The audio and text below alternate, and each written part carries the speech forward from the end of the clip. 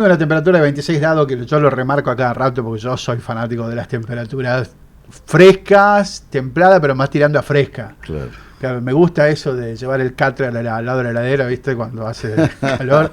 Soy más del poncho que del termolar, digamos. Bueno, un poquito ya como para ir redondeando el tema de la manifestación de ayer con la represión, todo.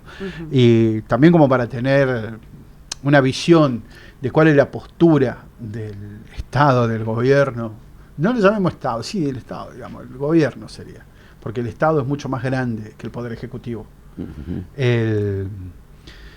Sabemos que como el hecho a todo lo que sucedió, uno diría, bueno, ¿qué es dar un discurso de amnistía, poder lograr que la unificación con el pueblo, todo? No, señor. La actitud fue aumentarle hoy en 7.300 millones de pesos el presupuesto a la CIDE, de los cuales 1.625 millones son para gastos reservados. Qué bien. O sea que nunca nos enteraremos de para qué utilizan esa plata, aunque cada manifestación vemos en qué se utiliza, cuando vemos una camioneta prendida a fuego, cuando vemos algo que quedó abandonado ahí aparece. O sacando fotos. O sacando fotos, filman, que dudo que sea para el Instagram.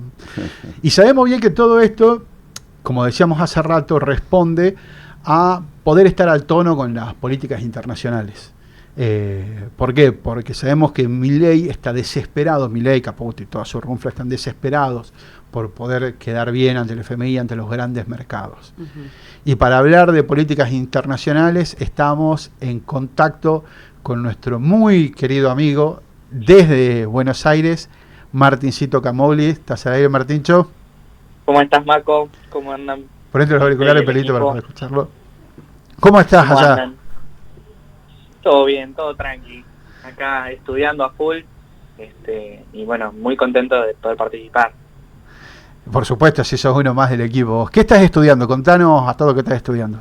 Bueno, yo estoy estudiando Relaciones Internacionales, la licenciatura en la Universidad Nacional de Lanús, que bueno, es una de las mejores del país, junto con la de Rosario. Y bueno, es la opción de la educación pública que existe para estudiar Relaciones Internacionales. Es una realidad que hace un par de años las Relaciones Internacionales, esta carrera puntualmente solo estaba reservada para la gente que podía pagarse una universidad privada de renombre, como por ejemplo lo es la Universidad de Itela. Bueno, gracias a las políticas públicas y a que afortunadamente vivo en un país en donde en algún momento hubo un Estado presente, hoy puedo estudiar Relaciones Internacionales de manera gratuita, y bueno, la verdad que me llena el alma de orgullo poder hacerlo en mi país, porque es lo que siempre quise hacer, ¿no es cierto? Y a nosotros también nos llena el alma de orgullo que vos estés allá y puedas cursar esto, y que seguramente después te va a llevar a recorrer distintos rincones del mundo. Eso no me cabe la menor duda. Es como que ya te veo mandando mensajitos desde Ontario, desde Japón, desde las pirámides. Che, ¿cómo estás viendo la política internacional? Puntualmente lo de Trump y lo de los aranceles. Y bueno, la política internacional...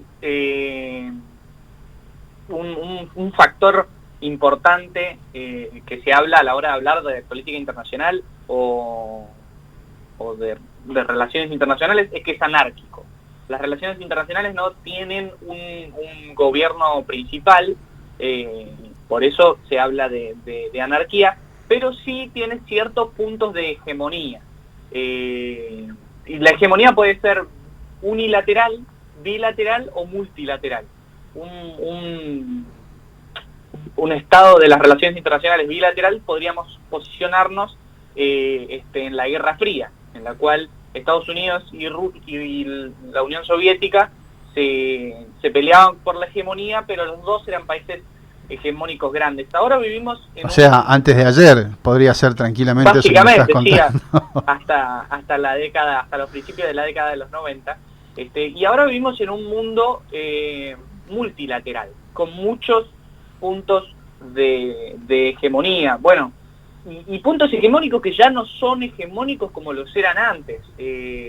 Estados Unidos ya no es el Estados Unidos de hace 20 o 30 años, Rusia no es la que era hace 40 años, y China no es la que era hace 20 años, con este gran auge de la política china. Y por eso Trump está buscando volver a traer ese gran poder hegemónico hacia las arcas de los Estados Unidos. Recordemos que Trump impuso un arancel, un impuesto al 25% de todas las importaciones de acero y de aluminio.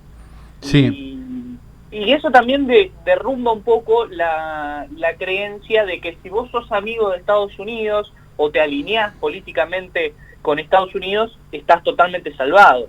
Porque los principales importadores de estos metales hacia Estados Unidos son Canadá y México, dos de sus grandes aliados económicos a nivel mundial. Y vecinos. Entonces, por eso. Y entonces esto también derrumba un poco esa creencia de que si te alineas con Estados Unidos, ellos te van a abrazar y vas a poder progresar, porque no es así, porque históricamente Estados Unidos veló por sus intereses y por ello mantener la hegemonía, entendiendo también que son una nación que desde siempre han manejado las relaciones internacionales de esa manera, ¿no?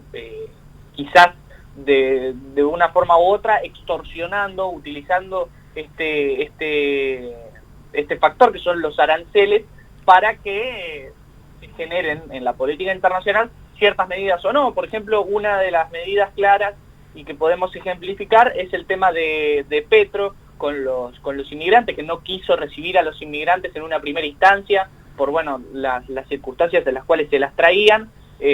Trump, en contraparte, amenazó con poner aranceles y luego de esa amenaza Petro sí recibió a los inmigrantes, y Trump sacó esta amenaza, ¿no? También se utilizan y se está girando un poco el ámbito de las relaciones internacionales, en las cuales ya no se negocia, ya no hay un espacio diplomático, sino hay un espacio en el cual un presidente dice o haces tal cosa o te vamos a imponer aranceles que sin duda repercuten a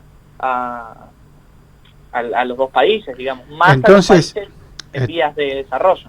Entonces ya directamente estamos utilizando el arancel como una prepotencia, ya directamente es como una amenaza económica, por eso se habla de la guerra económica en el mundo. Exactamente. Es cierto que el auge y el avance de China como futura superpotencia asusta y mucho a la comunidad política hegemónica de Estados Unidos y a todo el mundo, ¿no? Porque por primera vez se presenta una nación a nivel internacional como futura potencia, pero que no se presenta como una nación conflictiva. ¿Me explico? Sí. La Unión Soviética, que fue quizás el último ejemplo que tenemos de nación hegemónica paralela, si se quiere, a la hegemonía de Estados Unidos, sí era una nación conflictiva, sí era una nación que efectivamente estuvo en guerra, si bien no hubo un conflicto bélico meramente, sí existió la Guerra Fría, pero China no busca eso, y hay un montón de estudios que lo hablan. China no tiene ningún tipo de intención de generar una guerra con Estados Unidos. Y esto también asusta a Estados Unidos porque, desde siempre se ha escudado con que ellos son los defensores de la paz en el mundo y con ese pretexto y de la libertad inician las guerras para mantener su hegemonía, ¿no es cierto? Y ahora, ¿cómo ves, ya como para ir cerrando, porque Trump está teniendo una postura, ¿cómo te puedo decir?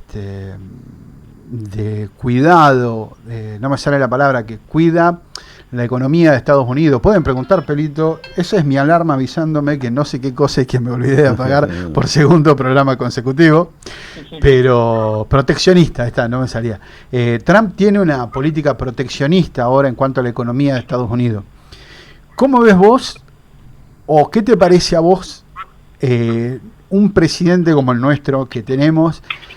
¿Vos lo ves defendiendo a Argentina ante un pedido de Estados Unidos, así como le hicieron a Zelensky, cuando a cambio de pago de esa deuda de 500 millones de... No me acuerdo ahora la cifra, no me acuerdo si eran 500.000 millones o es muchísimo. Seguro. Quizás, de dólares que le quedaron debiendo después de la guerra de Estados Unidos, le pidió ese monto de dinero en materiales raros. Territorio. En territorio. ¿Vos ves posible que Trump pueda llegar a pedir eso a cambio de los créditos que está acercando a Argentina con el FMI? ¿Y qué postura tomaría nuestro presidente en el hipotético caso de que eso sucediese?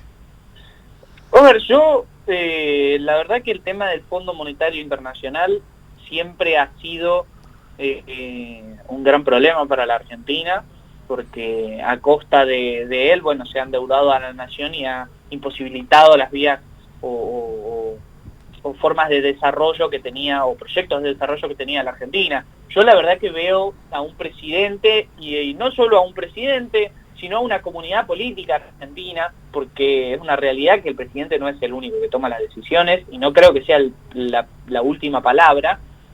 Una política que está dispuesta a entregar todo con tal de que los intereses, como ustedes ya mencionaban en un rato antes, los intereses de esas 1.000 familias se vean totalmente favorecidos. Yo la verdad que espero que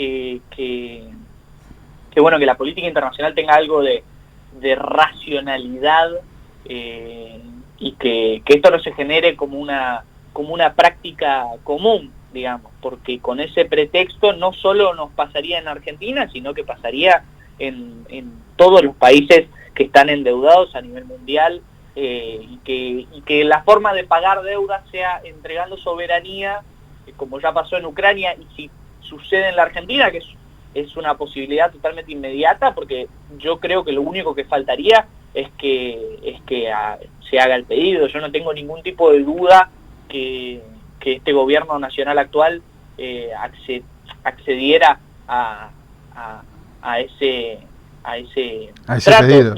Y no es solo peligroso para la Argentina. Uno tiende a pensar que, bueno, es una realidad, uno vela por su país y la verdad que sería terrible.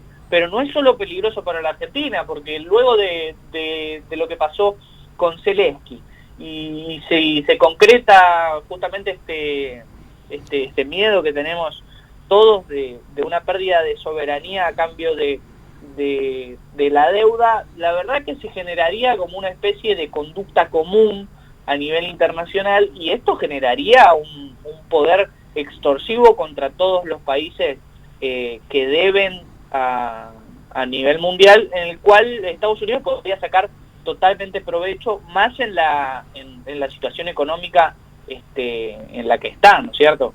Entonces es peligroso no solo para nosotros con el gobierno que tenemos, sino para todos los otros países deudores a nivel mundial que me parece que velan por mantener su soberanía, pero con gobiernos así, con el avance de la ultraderecha a nivel mundial, es muy difícil poder mantener una soberanía estable, ¿no?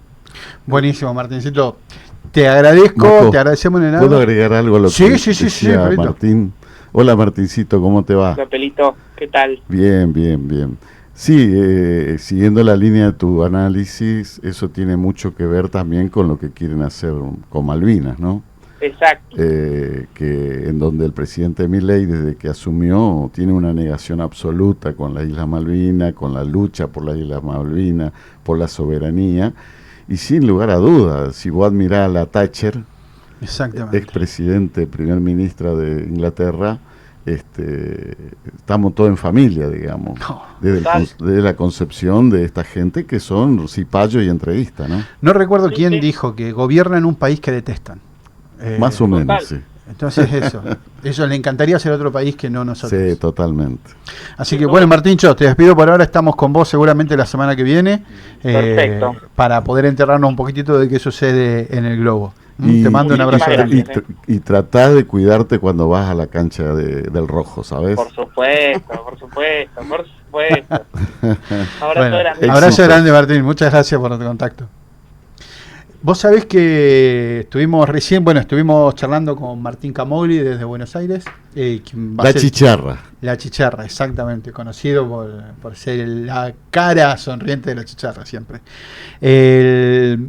Vi en estos días por redes, se hizo famoso el video de un muchacho, un colombiano, Ajá. que estuvo en Malvinas y fue al cementerio y Ah, mira. colocó una bandera argentina en el cementerio de Malvinas. Clava Mira. así un postecito y coloca Qué lindo. la bandera argentina. Me emocionó mucho. Sí. Y me emocionó aún, pero no puedo decir más, pero sí me emocionó hasta las lágrimas, cuando ese muchacho saca además la camiseta del Diego, Mira.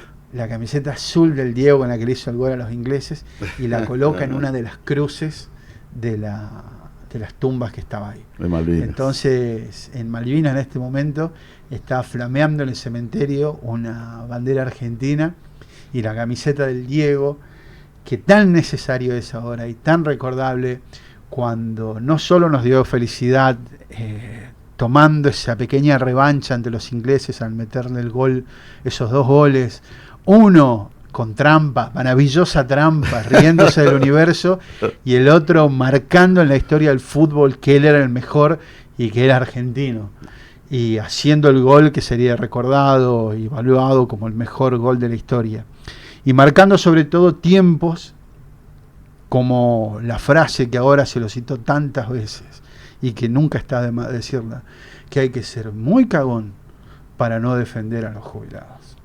Muy bien. Así que nos despedimos por ahora, nos estaremos viendo la semana